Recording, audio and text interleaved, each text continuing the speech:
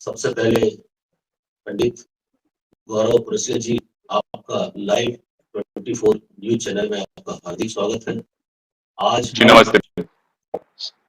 ज्योतिष विद्या के बारे में आपसे जानना चाहेंगे और लोगों के दिलों में और मन में जो क्वेश्चन पैदा होते हैं उनके समाधान करने की हम आज कोशिश करेंगे। सबसे पहले मैं आपका स्टूडियो में स्वागत करता हूँ। जी बहुत बहुत धन्यवाद। नमस्ते आप लोग। गौरव जी, सबसे पहले तो आप अपना परिचय बताएं। जी जैसे मेरा नाम गौरव पुरासिया है। मैं ज्योतिष में विगत 8 सालों से कार्यरत हूँ ज्योतिष क्षेत्र में, और मैं ज्योतिष मार्तंड भी हूँ। हालांकि इसके लिए मेरे को बहुत परिश्रम भी करना पड़ा, और मैं ब्राह्मण कुल में जन्म हुआ, तो बचपन से मैंने मेरे जो नाना पक्ष के थे उनसे मैंने बचपन में ही ज्योतिष विद्या को जितना हो सका ग्रहण करने की कोशिश की। फिर उसके बाद इस विषय में मेरे को रुचि थी, तो इसके लिए मैंने भारत के मतलब 2-3 राज्यों में गया और वहां पे जाकर शिक्षा ग्रहण की। हालांकि अगर मैं अपना एजुकेशन बैकग्राउंड बोलूं तो मैंने इंजीनियरिंग करने का एमबीए किया और मैं जॉब वगैरह में भी था, लेकिन रुचि के होते हुए मैंने ज्योतिष को ही मतलब कभी नहीं छोड़ा। बचपन से जब ज्योतिष एस्ट्रोलॉजी में था मैं, तो एस्ट्रोलॉजी में हमेशा एक कदम आगे ले दिया और फिर प्रोफेशनल एस्ट्रोलॉजी करने लगा। फिर एक्यूरेसी के लिए मैंने अलग अलग क्षेत्रों में जाके और विद्या ग्रहण की, और फिर धीरे धीरे होते होते जितना हो सका, अभी भी हालांकि लर्नर हूँ, अभी भी सीख रहा हूँ। तो गौरव जी की आवाज थोड़ा सा डिटेक्ट हो रही है, शायद आपका नेटवर्क प्रॉब्लम है, उसे आप एक बार चेक करें। से हमें बार बार उसको देख के ये पता करना चाहिए कि 7th हाउस तो डिस्टर्ब नहीं है, क्योंकि अगर आप देखें 36 में से 35 गुण भी मिल गए हैं, उन लोग का भी डाइवोर्स हो जाता है, उन लोग के जीवन में भी कष्ट आते हैं। तो गुण मिलान एक अलग चीज हो गई, उसमें बस हम नेचर वाइज देखते हैं कि प्यार होगा नहीं होगा, इन लोगों की पटेगी नहीं पड़ेगी। लेकिन अगर 7th हाउस डिस्टर्ब नहीं है किसी का, और भले उसके गुण नहीं मिले, वो लड़ते रहेंगे अपने जीवन भर, बट उनकी शादी चलती रहेगी। तो हालांकि बहुत डीप टॉपिक है, इसमें हमें 7th हाउस देखना पड़ता है, और उसमें भी नवमांश वगैरह अलग अलग चार्ट देखने पड़ते हैं। और एक्यूरेसी की बात करें तो डेफिनेटली हम 7th हाउस देखे या किसी का भी विवाह के संबंध में ज्योतिष से पूर्ण गणना कर सकते हैं, इनका विवाह की क्या स्थिति रहेगी और इनका विवाह कैसा चलेगा, ये हम आराम से बता सकते हैं।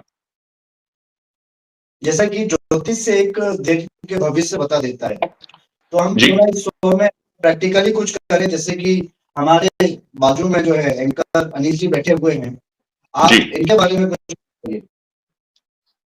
देखिए, ज्योतिष से आप भविष्य, इस चीज में हम गलती करते हैं कि आज का जो ये मार्केट में मतलब आप देख रहे होंगे बहुत वीडियोस में भविष्य बता देते हैं। ज्योतिष से भविष्य नहीं पता चलता, ज्योतिष से हमें भाग्य पता चलता है। सपोज मेरे भाग्य में जैसे मेरी गवर्नमेंट जॉब का है, मेरी अगर कुंडली आप देखेंगे ना तो उसमें गवर्नमेंट जॉब के बहुत प्रबल योग हैं, कि अगर कोई भी देखेगा वो बोलेगा कि इस इंसान को गवर्नमेंट जॉब, सरकारी नौकरी लगनी चाहिए। लेकिन मैं सरकारी नौकरी में नहीं हूं। उसका कारण क्या है ना, मैंने प्रयत्न नहीं किया, मैंने उसके लिए प्रयास नहीं किया, मेरी इच्छा नहीं थी, मैंने क्रिया नहीं की। भविष्य हम खुद निर्धारित कर सकते हैं। जो भी है हमारा प्रारब्ध है, हमारे भाग्य में लिखा हुआ है, वो योग बनेंगे, उनकी दशाएं आएंगी, गोचर होगा, और उसके अनुसार अगर हमने कर्म किया तो हमें डेफिनेटली उसका हमें भविष्य में परिणाम मिलेगा। मैंने ऐसी भी कुंडली देखी है कि जिनकी कुंडली में चाचा संतान का योग था और उनकी एक भी संतान नहीं हुई, क्योंकि उन्हें 8 वर्ष की आयु में साधु बन गए वो।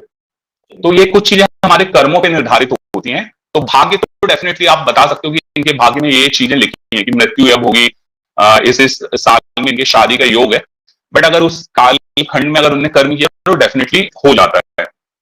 और जहां तक बात की आपने सर के मतलब उनके भाग्य में क्या लिखा है वो देखने के लिए, उसके मेरे को डिटेल्स लेना पड़ेगा, और डिटेल्स में फिर उसका चार्ट देख के डेफिनेटली मैं बता दूंगा कि जिस भी विषय में वो जानकारी चाहते हैं डेफिनेटली हम बता सकते हैं। मांगलिक दोष, जैसे शादियों में हमने देखा है कि बहुत से बच्चों को मांगलिक दोष हो, ये सत्य में की परिस्थितियां निर्मित होती है कि शादी या जीवन में उसका प्रभाव पड़ता है। और दूसरा क्वेश्चन मैं ये करना चाहूंगा कि जो काल सर्प योग है, इसका जीवन में सा प्रभाव पड़ता है क्या? ज्योतिष में इसके निदान की बात कही जाती है, और अगर निदान होती है तो ये जीवन में किस प्रकार का असर करता है, ये बताएं गौरव जी।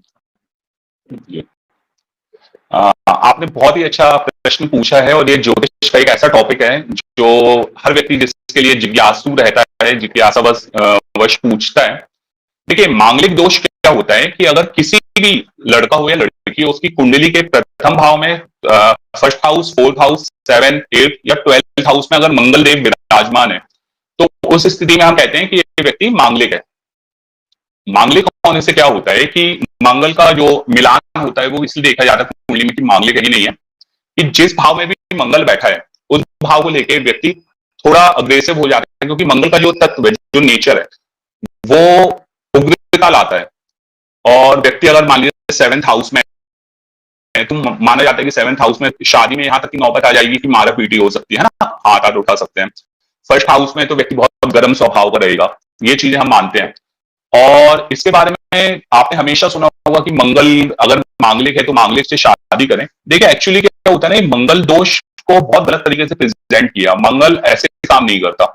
मैं खुद अगर मैं अपनी खुद की बात करूं तो मेरे फर्स्ट हाउस में मंगल है, मैं खुद मांगलिक हूं और फर्स्ट हाउस में मेरा मंगल है, बहुत प्रबल मंगल है। और मेरी जो मतलब धर्मपत्नी है वो मांगलिक नहीं है, लेकिन तब भी हमारा बढ़िया चल रहा है। क्योंकि क्या होता है ना कि मंगल ठीक है, 7th हाउस अगर मैंने आपसे अगेन बोला कि 7th हाउस अगर दोनों का अच्छा है तो डेफिनेटली थोड़ा बहुत रहता है कि मैं गर्म स्वभाव का हूं, चीजें होती हैं। लेकिन अगर 7th हाउस दोनों का अच्छा है तो फिर एक अच्छा सामंजस्य के साथ चीजें बढ़ती हैं। एक चीज आपने और सुनी होगी कि 28 वर्ष मतलब 28 वर्ष का होता है कोई तो मंगल का प्रभाव खत्म हो जाता है। एक्चुअली हुआ क्या कि आज से 40-50 साल पहले हुआ क्या कि मंगल दोष के कारण बहुत लोगों की शादी नहीं हो पा रही थी। मतलब लड़के लड़कियां 30 वर्ष के हो गए हैं, उनकी शादी नहीं हो रही है, मांगलिक है तो दूसरा व्यक्ति मांगलिक नहीं है, तो फिर अब क्या करें, इनकी शादी नहीं हो रही है। तो इसलिए फिर इस चीज का मतलब जन्म हुआ कि 28 वर्ष के बाद मंगल दोष खत्म हो जाता है। लेकिन ये भी नहीं होता है, व्यक्ति अगर 90 वर्ष का है तो भी उसका मंगल वैसा ही प्रभाव देगा, जो उसकी कुंडली में प्रभाव देना है वो पूरा प्रभाव देगा। 28 वर्ष के बाद जो बोलते हैं मंगल खत्म हो जाता है, ऐसी कोई बात नहीं है।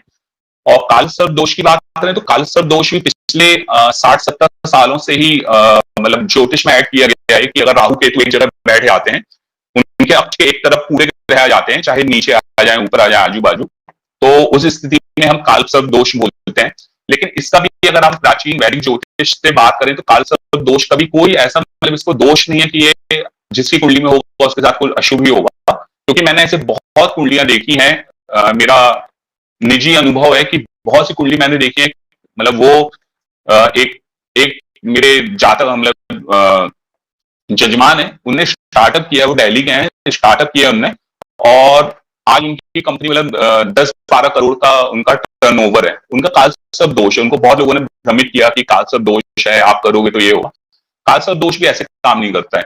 ये एक्चुअली क्या होता है, कुछ चीजें होती हैं कि अब आप मेरे पास आए हैं तो मुझे कुछ तो बताना है ना आपको। तो मैंने काल सर्प दोष, बुध आदित्य योग, गुरु चांडाल दोष, कुछ चीजें काम करती हैं, डेफिनेटली करती हैं, बट सबके लिए काम नहीं करती। जैसे मंगल भी होता है, किसी का मंगल बिगड़ा हुआ है तो प्रॉब्लम देगा, बट मंगल अगर पहले, चौथे, 7वें, 8वें, 12वें हाउस में, तो जरूरी नहीं है कि हर व्यक्ति को ये समस्या दे। उसके लिए हमें कुंडली मिलान करना पड़ता है, कुंडली की और भी स्थितियां देखनी पड़ती हैं। जी, जैसे कि साप्ताहिक अखबार आते हैं तो उसमें राशियों का बहुत ज्यादा मेंशन होता है, हम उसको बहुत इंटरेस्ट से देखते हैं कि भाई इसमें जैसे कि मेरी सिंह राशि है तो उसमें जो लिखा हुआ उसको पढ़ के आदमी बहुत ज्यादा सीरियस हो जाता है कई बार। उसमें कितनी सत्यता है? वो भी अगेन वही चीज मैं बोलूंगा कि उसको चंद्र राशि से या सिंह राशि से देखा जाता है। और वो एक समूह, अगर मान लीजिए जैसे आपकी सिंह राशि है तो बस आपकी नहीं है, आप मतलब इस 700 करोड़ की आबादी है तो उसमें कम से कम 50-60 करोड़ लोग ऐसे होंगे दुनिया में जिनकी सिंह राशि होगी। तो सभी लोगों के लिए वो जो सप्ताह है या वो जो दिन है एक सा ही रहेगा, नहीं, ऐसा नहीं होता है। पर्टिकुलर हर व्यक्ति की जो कुंडली होती है, उसकी लग्न चार्ट, नवमांश और भी चीज हमें देखना पड़ता है, उसके बाद ही हम कोई गणना निकाल सकते हैं, क्योंकि ये फुल कैलकुलेशन है। अच्छा ज्योतिष शास्त्री वही हो सकता है जो गणितज्ञ हो, जो गणित में जो महारथी हो, वो ही अच्छा कैलकुलेशन कर सकता है। और अगर हम जो साप्ताहिक राशि की बात करें तो डेफिनेटली थोड़ी बहुत, अगर आपको मैं 100 चीजें बताऊंगा तो उसमें 10-15% सही होंगी, मगर वो ज्योतिष का अंग नहीं है। उसको भी बाद में इंट्रोड्यूस किया गया और न्यूज चैनल के माध्यम से, मतलब सप्ताह में लोगों को कुछ करना है तो उन्हें एक राशिफल बताने लगे, मासिक राशिफल या साप्ताहिक, बट वो हर इंसान का अलग अलग होता है। गौरव जी, मैं ये जानना चाहता हूँ कि जगह जगह पर ज्योतिष विद और ज्योतिषाचार अपनी दुकान लगाकर बैठे हुए हैं, और जी तमाम जी उपायों को करने की बात करते हैं और लोगों की समस्याओं के समाधान की बात करते हैं, लेकिन जब कोई व्यक्ति तक पहुंचता है और अपनी समस्या रखता है, निदान करने के लिए पूजा पाठ और अन्य तरीके से वो कार्य भी करवाते हैं, लेकिन समस्या जस की तस बनी रहती है। तो आम आदमी कैसे पहचान करे कि ये ज्योतिष विद्या या ज्योतिषाचार जो सही है, और कैसे पहचान हो कि वो जो रास्ता बता रहा है बिल्कुल परफेक्ट हो, और समाज में ज्योतिषाचार किस प्रकार से लोगों की समस्याओं और लोगों के जीवन में सहयोग कर सकता है, इस पर रोशनी डालें। हाँ, देखिए आपने बिल्कुल सही कहा कि लोग ज्योतिषाचार्य एस्ट्रोलॉजर के पास जाते हैं और समस्या बताते हैं, वो खुद से अपनी समस्या बताते हैं और फिर उनको उपाय बताए जाते हैं और वो काम नहीं करते। इसके पीछे के बहुत से कारण हैं। पहली बात तो है कि अगर किसी के हाथ में अगर हाथ में समस्या है और उसको उसके पैर का आप इलाज करेंगे तो डेफिनेटली उसका हाथ सही नहीं होगा। वैसे ही ज्योतिष है कि जब तक आप समस्या को नहीं पकड़ेंगे कि इसका कौन सा ग्रह है, कौन सा भाव, कौन सा गोचर है, कौन सी दशा इसको समस्या क्रिएट कर रही है, और आप सीधे आंख बंद करके उपाय में आ जाओगे तो डेफिनेटली लाभ नहीं होगा। और ज्योतिष में ये जो उपाय ज्योतिष है, ज्योतिष में स्वप्न ज्योतिष होता है, अलग अलग ज्योतिष की शाखाएं, ये जो उपाय ज्योतिष है ये बहुत बाद में जुड़ा कि आप हमारे पास आएंगे और हम सीधे आपको उपाय बता देंगे कि आप गाय को रोटी में गुड़ रख के खिला दीजिए, 400 ग्राम आप जौ को यहाँ पे चढ़ा दीजिए ना, नारियल को आप बहते पानी में प्रवाह कर दीजिए। ये सीधे जो उपाय में आते हैं तो ये वो लोग होते हैं कि जिनको ज्योतिष का ज्ञान नहीं है, उनको बस उपाय है, लाल किताब के कुछ टोटके हैं और सीधे वो कर रहे हैं। अच्छे ज्योतिषाचार्य की आप पहचान कैसे करेंगे, क्योंकि ये हमारे पास क्वेश्चन आता है कि भाई एक आम जो मानुष है उसको ज्योतिष के विषय में तो नॉलेज नहीं है, वो कैसे पता लगेगा कि ज्योतिषाचार्य अच्छे हैं कि नहीं। आपको बस ये करना है कि कभी भी आप जाके अपनी समस्या मत बताइए। आप अगर मेरे पास आए या किसी भी ज्योतिषाचार्य के पास जा रहे हो तो आप उनको अपनी जन्म समय, जन्म तारीख, जन्म स्थान ये बताइए और उनको उनसे बोलिए कि आप मेरे बारे में कुछ बताइए। जब अगर वो आपके भूतकाल के बारे में कुछ गणनाएं जो बताएंगे, उन्हें अगर भूतकाल के बारे में आपकी 3-4 चीजें बताई और वो 3-4 चीजें बिल्कुल सटीक हैं, तो आप पूर्ण रूप से उनका विश्वास करिए कि हाँ, इन्हें मेरे भूतकाल के बारे में बताया है तो डेफिनेटली ये मेरे भविष्य के बारे में जो भी मेरे भाग्य में लिखा है वो बता सकते हैं। गलती लोग ये करते हैं कि जाके सीधे अपनी परेशानी बताने लगते हैं। मेरे पास भी कोई अगर मेरे जो जजमान आते हैं तो मैं हमेशा ये कहता हूं कि आप मेरे को अपनी जन्म समय, तारीख और स्थान बता दीजिए, उसके बाद मुझे कुछ गणनाएं करने दीजिए। मैं अगर आपके भूतकाल के बारे में बता पाता हूं कुछ, तो मुझे भी यकीन हो जाएगा कि हाँ, आपका जन्म समय, जन्म दिनांक वगैरह सब सही है और आपको भी मुझ पर ट्रस्ट बिल्ड होगा। और जब मैं भूतकाल के विषय में बता पाऊंगा तभी मैं भविष्य के विषय में बता सकता हूँ। जो ज्योतिष शास्त्र से और भी बहुत सी चीजें जुड़ी हुई है, जैसे हम रत्नों के मामले में जो जानकारी रखते हैं, और जो जेम्स वगैरह, जो स्टोन वगैरह, अपन उसको इंग्लिश में बोलते हैं, तो ये जीवन में लोगों का कहना है, आप ही लोगों का कहना है ज्योतिषाचार्यों की बहुत जीवन में असर करता है। तो ये जो रत्न वगैरह है ये कैसे असर करते हैं और इनको कैसे क्यों धारण करना चाहिए और कैसे धारण करना चाहिए, और कहां से इन स्टोनों को, इन रत्नों को कहां से प्राप्त करना चाहिए, इसके बारे में लोगों को जानकारी दीजिए। देखिए, अगर हम जेमस्टोन की बात करें, रत्नों की बात करें, तो एक चीज समझना बहुत जरूरी है कि हर व्यक्ति के लिए जेमस्टोन नहीं बने। आप मेरी अगर फिंगर्स देखेंगे तो मेरी किसी भी उंगली में कोई जेमस्टोन नहीं है, कोई रत्न नहीं पहना है। इसका कारण यह है कि 10 में से 1 या 2 लोग ऐसे होते हैं जिनके लिए जरूरी है जेमस्टोन पहनना, और वो भी 1 साल या 2 साल उनकी ऐसी कोई दशा चल रही है, कोई बहुत शुभ दशा चल रही है, और उसको और बूस्ट करने के लिए हम उनको जेमस्टोन की सलाह देते हैं। दूसरी बात, जेमस्टोन कितना काम करते हैं, मतलब कितना फर्क डालते हैं। तो कोई 100 रुपए पे है तो उसको 110 रुपए, 120 रुपए पहुंचा सकते हैं, बट 100 रुपए वाले को 1000 रुपए नहीं पहुंचा सकते। इस चीज को समझना बहुत जरूरी है। जेमस्टोन काम करते हैं, लेकिन वो काम करते हैं 5%, 10%, 20%। वो 100% काम नहीं करते। 100 को 500, 1000, 200 नहीं करेंगे, वो 100 को 125, 110 पे पहुंचाएंगे। अगर कोई चीज आपके लिए शुभ है, मान लीजिए किसी का मंगल शुभ है और मंगल की दशा चल रही है और केंद्र में बैठा हुआ है, तो भाई मंगल उसके लिए शुभ है तो मंगल उसको अच्छे परिणाम देगा। हम अगर उसको मूंगा धारण करवाते हैं तो मूंगा के कारण मंगल उसको जो अच्छे परिणाम दे रहा है उसमें थोड़ी बहुत वृद्धि कर देगा। उसकी लाइफ चेंज नहीं हो जाएगी, थोड़ा बहुत वृद्धि कर देगा। और अगर किसी ने किसी को गलत जेम स्टोन पहना दिया, किसी बुरी उसको जानकारी नहीं थी और उसने कोई गलत जेम स्टोन पहना दिया, कोई गलत रत्न धारण करवा दिया, तो वो नुकसान भी करेगा, तो थोड़ा नुकसान करेगा, मतलब 100 से वो 90-80 लाएगा। ऐसा नहीं है कि किसी की आयु 90 साल है और उसको जेम स्टोन, गलत जेम स्टोन पहना दिया तो उसके एकदम से एक्सीडेंट हो जाएगा और उसकी मृत्यु हो जाएगी। ये चीज संभव नहीं है। जेम स्टोन का मार्केट भी बनाया गया है और उसको ऐसे क्रिएट किया गया है कि जेम स्टोन पहनेंगे तो बिल्कुल तकदीर बदल जाती है। नीलम, पहले बात होती थी कि जो इंग्लैंड की महारानी डायना है वो नीलम पहनती है, नीलम उसको सूट नहीं किया गया तो उसका एक्सीडेंट हो गया। ये सब जानकारी जो है ना ये बनाई गई है और इसको क्रिएट किया गया है कि मार्केट का एक हाइप क्रिएट किए करें। जेम स्टोन उतना काम नहीं करते हैं, डेफिनेटली करते हैं। मेरे कुछ सेलिब्रिटीज और कुछ पॉलिटिशियन भी मेरे साथ जो जुड़े हुए हैं और डेफिनेटली उन लोगों की अच्छी दशाओं में, क्योंकि वो उतना खर्च कर सकते हैं, जेम स्टोन में निवेश कर सकते हैं और उनको बड़े काम करना है, तो डेफिनेटली मैं उनको रिकमेंड करता हूँ। हर जन को नहीं करता, कुछ लोगों को करता हूँ, बट ये हर जन के लिए नहीं होता है, आम लोगों के लिए जेम स्टोन नहीं होता है। इनके लिए हर व्यक्ति को जो अगर अच्छे से अपने ग्रहों पे अगर काम करना है तो कुछ उपाय होते हैं, कुछ रेमेडीज होती हैं, उनपे वो वर्क करेंगे तो डेफिनेटली लाभ होता है। जी गौरव जी, वर्तमान में और भविष्य में किन ग्रहों की दशा से प्रभावित होंगे और उनके परिणाम क्या होंगे?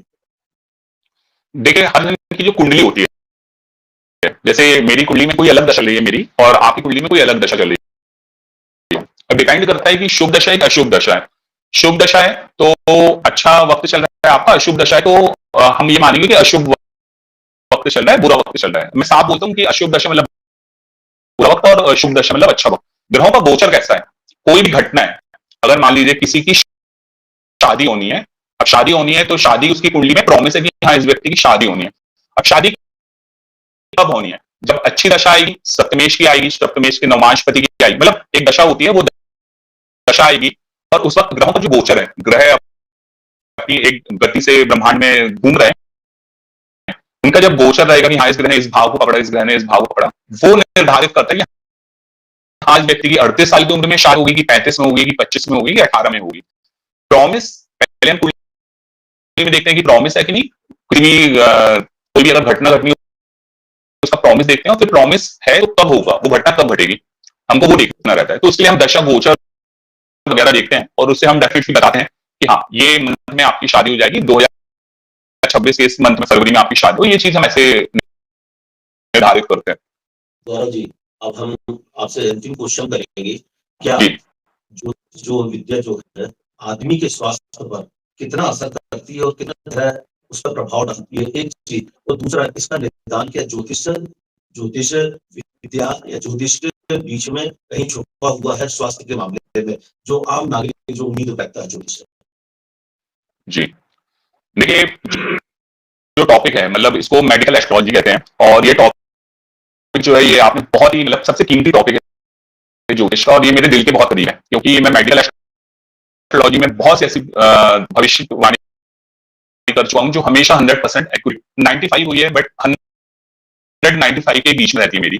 और उसका कारण क्या है कि मेडिकल एस्ट्रोलॉजी एक ऐसी एस्ट्रोलॉजी, मतलब अगर किसी को कोई बीमारी होनी है तो उसमें व्यक्ति का कर्म काम नहीं करता। अब किसी का लीवर खराब होना है, वो आपने बहुत लोग देखे होंगे जो ड्रिंक करते हैं उनका लीवर सही रहता है, बहुत ऐसी लेडीज होती हैं जिनका लीवर खराब हो जाता है, उन्हें हमेशा वो सादा भोजन करती हैं उसके बाद उनका लीवर।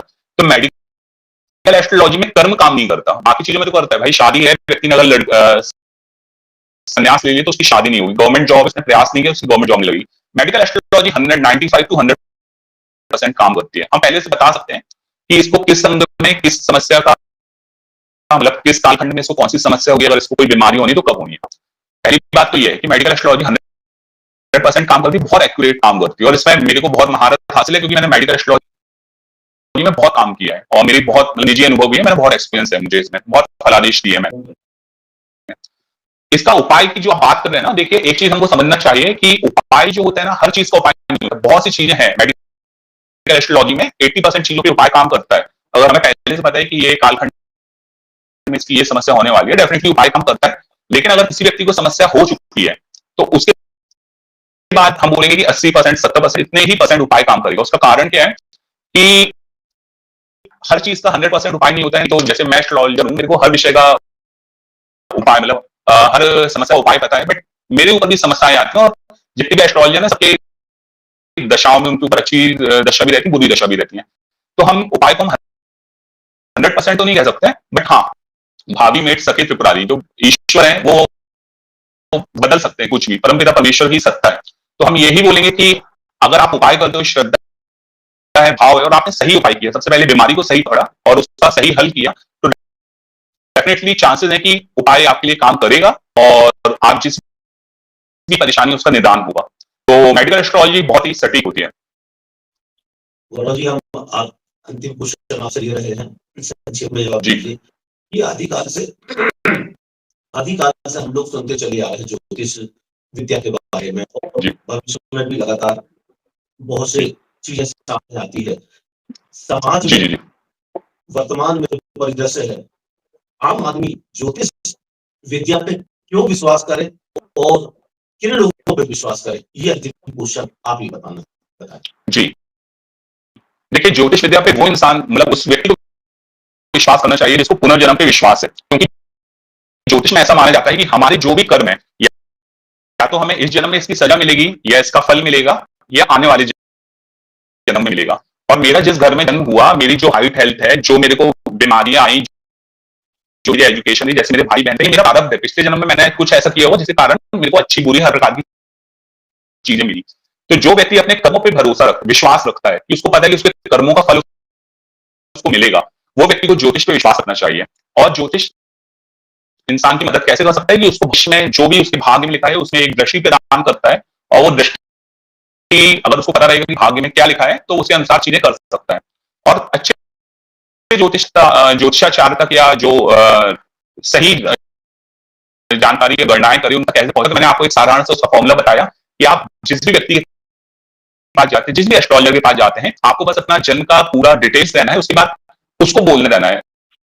उस देखिए कि वो क्या बोलता है, आपके भूतकाल के बारे में कितना सच बताता है, आपके माता पिता, आपके व्यवसाय, आपकी बीमारियों के बारे में, आपकी पत्नी के बारे में, बच्चों के बारे में, वो क्या बताता है। अगर उसने सब चीजें सटीक बताई तो आप उसके आंख बंद करके भरोसा कर सकते हैं, और उसने गलत बताया तो आप उसके कदापि भरोसा मत करिए। गौरव जी, बहुत बहुत धन्यवाद आपको लाइव मीटिंग और मैं आपको आने का और लोगों तक अपने विचार रखने का। मैं निश्चित रूप से मानता हूं कि आज आपके इस साक्षात्कार से लोगों को बहुत कुछ जानने और समझने का मौका मिलेगा। मैं दर्शकों आपको बताना चाहता हूं कि गौरव महाराज श्री जबलपुर में रहते हैं। इनका पूर्ण नाम गौरव कुमार कौशिक। विगत कई वर्षों से ज्योतिष लोगों की बेहतरी के लिए, आने वाले समय के लिए बहुत बेहतर काम करने की एक